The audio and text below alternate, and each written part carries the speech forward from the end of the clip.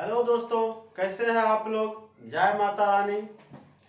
दोस्तों, आज के कंपटीशन में खास करके रेलवे में नए ढंग से पूछने के तरीका मतलब इलेक्ट्रॉन, प्रोटॉन और न्यूट्रॉन निकालने के बारे में पूछ दिया जाता है। तो हम लोग आज से पीरियोडिक टेबल के हर एक एलिमेंट में इलेक्ट्रॉन, प्रोटॉन, न्यूट्रॉन निकालने के साथ ही साथ उससे रिलेटेड जो भी क्वेश्चन आ जाता है, जो किस तत्व का उपयोग किया जाता है, वैसे रिगार्डिंग आज से 5-5 का एक छोटा छोटा वीडियो करके हम लोग आज से स्टार्ट करते हैं। तो सबसे पहला जो मेरे पास है पीरियोडिक टेबल का पहला एलिमेंट, वो अपने पास हाइड्रोजन है।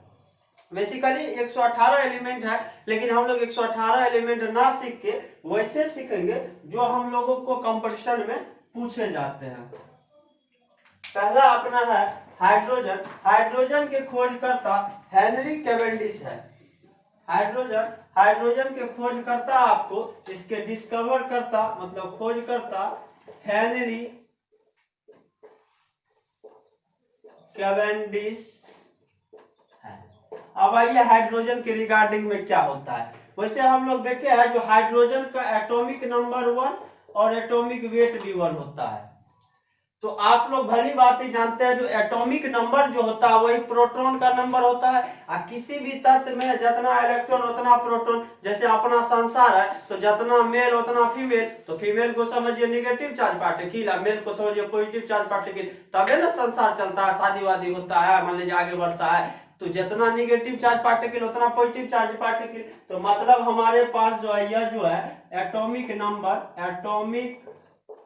नंबर अपने पास है एक। एटॉमिक नंबर ही होता है आपका प्रोटॉन भी आपका एक और आपका इलेक्ट्रॉन भी एक। प्रोटॉन आपका पॉजिटिव चार्ज पार्टिकल, इलेक्ट्रॉन आपका नेगेटिव चार्ज पार्टिकल। एक एक जीरो, बात समाप्त, संसार आपका संतुलित। इसका एटॉमिक नंबर 1 और किसी भी तत्व का एटॉमिक नंबर, इलेक्ट्रॉन का नंबर, प्रोटॉन का नंबर हमेशा समान होता है। Atomic number 1, proton 1, electron 1। Atomic number को दोस्तों हम लोग जेड से डिनोट करते हैं। तो हमारा यहाँ से जेड क्या हो गया, 1 हो गया। अब आता है सवाल जो सर इलेक्ट्रॉन प्रोटॉन तो आसानी से निकल जाती है क्योंकि एटॉमिक नंबर देखते हैं और एटॉमिक नंबर ही इलेक्ट्रॉन प्रोटॉन होता है। बचता है हमारा न्यूट्रॉन। आखिर इस न्यूट्रॉन को कैसे निकाला जाए। तो न्यूट्रॉन हमारा जो एटॉमिक मास होता है वो होता है आपका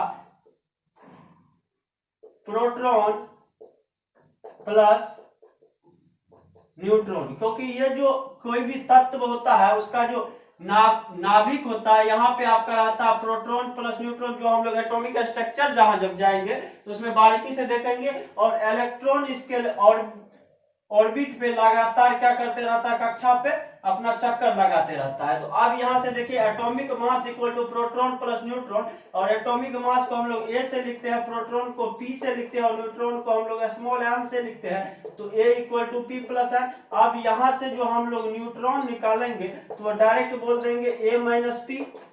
और आपका एटॉमिक मास यहाँ पे 1 है, एटॉमिक मास 1 और प्रोटॉन भी आपका यहाँ पे 1 है, 1 माइनस 1 0। मतलब हमारे पीरियोडिक टेबल का एकमात्र एलिमेंट हाइड्रोजन ऐसा है जिसका न्यूट्रॉन का वैल्यू 0 होता है। मतलब इसके नाभिक में कोई भी न्यूट्रॉन नहीं पाया जाता। और यह आपको लगभग में कई बार कंपटीशन में पूछ चुका है जो कौन सा ऐसा तत्व है जिसके नाभिक में न्यूट्रॉन नहीं पाया जाता है। तो दोस्तों हम लोगों ने अभी निकाल के उसे देखा, जो मेरा जो हाइड्रोजन है इसके नाभिक में कोई भी न्यूट्रॉन नहीं पाया जाता है, इलेक्ट्रॉन 1, प्रोटॉन 1। अब इसका उपयोग क्या है वो देखिए। आखिर इससे क्या रिगार्डिंग क्वेश्चन पूछा जाता है। संसार का सबसे हल्का गैस हाइड्रोजन है अपना। साथ ही साथ हाइड्रोजन को भविष्य का ईंधन कहा जाता है क्योंकि इसका जो कैलोरीफिक वैल्यू होता है मतलब ज्वलनशीलता वाला जो ऊर्जा होता है, यह सभी जितने भी फ्यूल्स है उसमें सबसे ज्यादा होता है। तो इसका जो कैलोरीफिक वैल्यू हाई होने के चलते इन्हें भविष्य का ईंधन कहा जाता है। और इनका एकमात्र ऐसा पीरियोडिक टेबल में एलिमेंट मिला अपना जिसके पास कोई न्यूट्रॉन नहीं होता है। तो यह इसे क्या कहा जाता है, पहला पॉइंट अपना हो गया भविष्य का ईंधन, भविष्य का ईंधन। दूसरा पॉइंट आपको एकमात्र तत्व जिसके नाभिक में न्यूट्रॉन नहीं है और सबसे हल्का गैस। दोस्तों यह खुद ज्वलनशील है, हाइड्रोजन एक ज्वलनशील है, लेकिन एक खासियत हम आपको बता देते हैं क्या है। जो जैसे ही यह ऑक्सीजन के साथ अभिक्रिया करता है H2 + O2 होता है तो यह H2O होता है। जैसे ही वातावरण में या खुली वातावरण के ऑक्सीजन से अभिक्रिया करता है H2O वाटर बन जाता है, तब यह क्या करता है, उस आग को बुझा देता है। यहाँ पे यह एलिमेंट है, यहाँ पे यह भी एलिमेंट और यह यहाँ पे कंपाउंड है।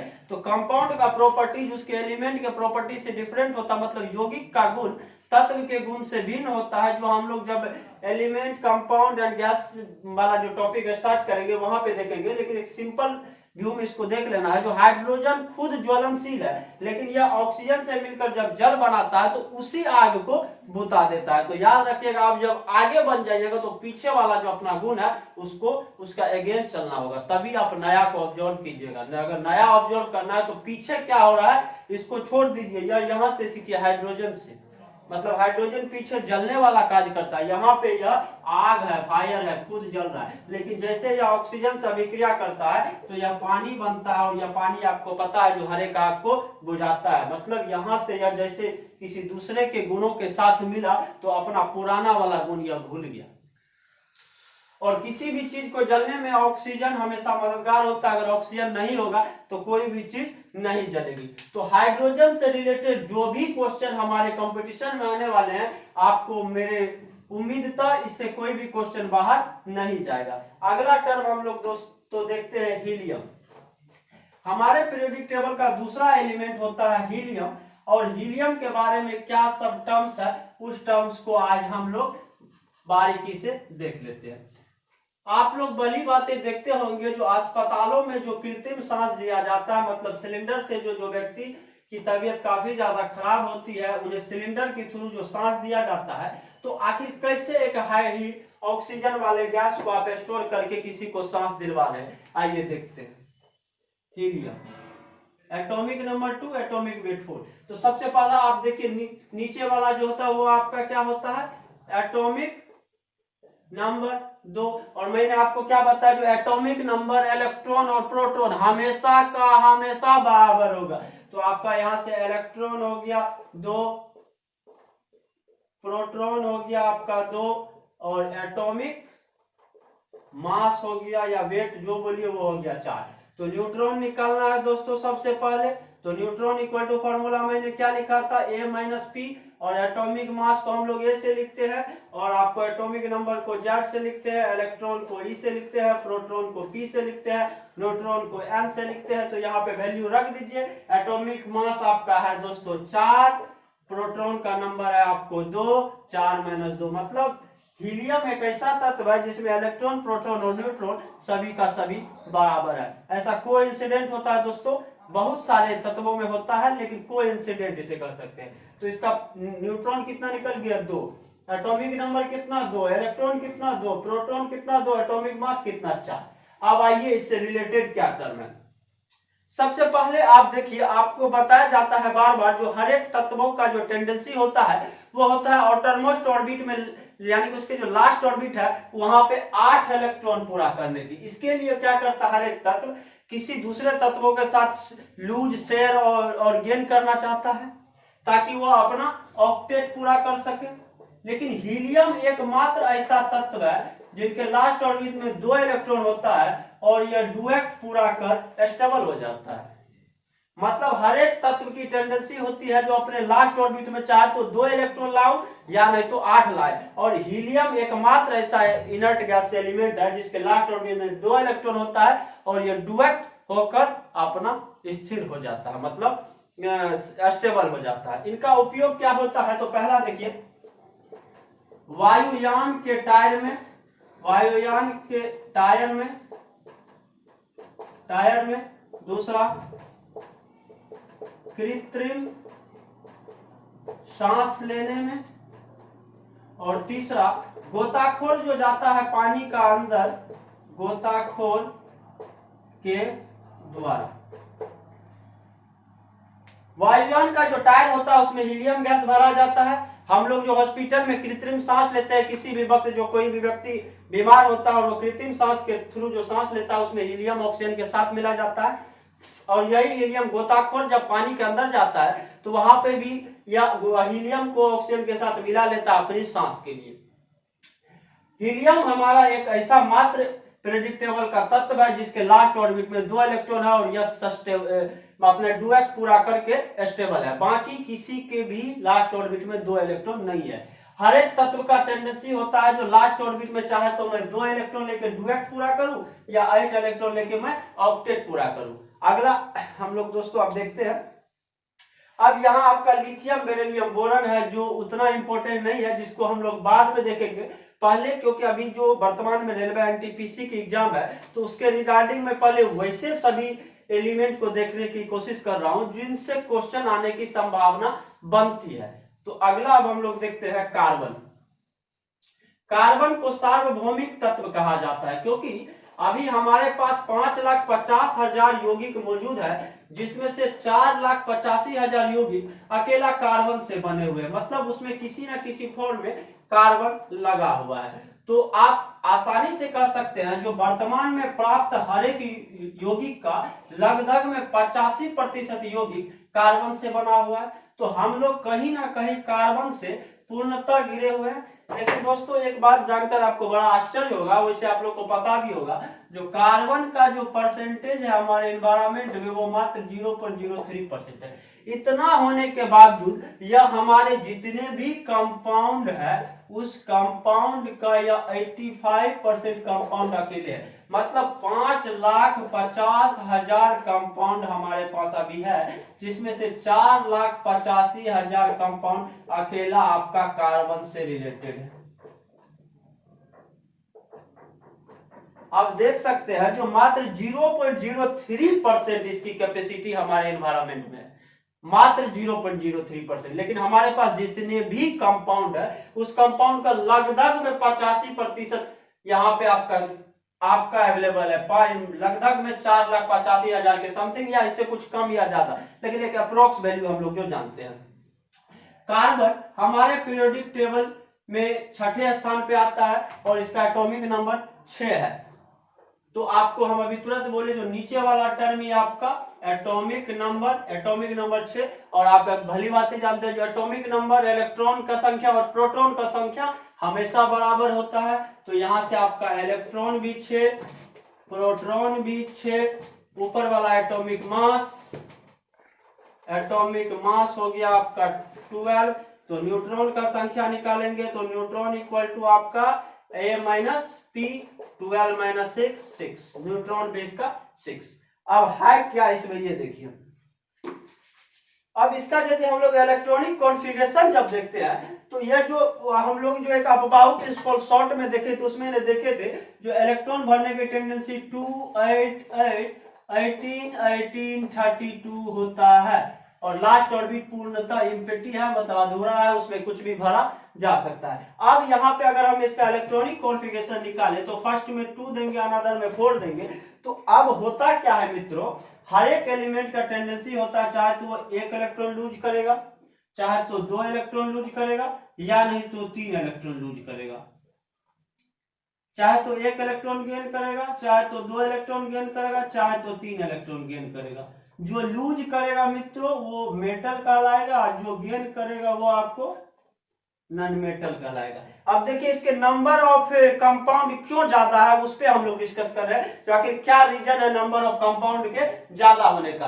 अब अगर इसको अपने लास्ट ऑर्बिट में चाहे डुएट या ऑक्टेट पूरा करना है तो डुएट पूरा करने के लिए इनको 4 इलेक्ट्रॉन का लूज करना होगा, और कोई भी एलिमेंट मैक्सिमम 3 इलेक्ट्रॉन तक का लूज कर सकता है और 3 इलेक्ट्रॉन तक का गेन कर सकता है। तो उस सिचुएशन में क्या होता है, कार्बन ना तो अपने इलेक्ट्रॉन को लूज करता है और ना ही गेन करता है। तो अब जब मान लीजिए गांव घर में किसी के पास मान लीजिए 40 रुपया है, किसी के पास और 40 रुपया है, दोनों को जाना है मार्केट में चाट खाने के लिए, चाट का दाम है 30 रुपया पर प्लेट, तो 2 प्लेट का दाम तो 60 हो गया।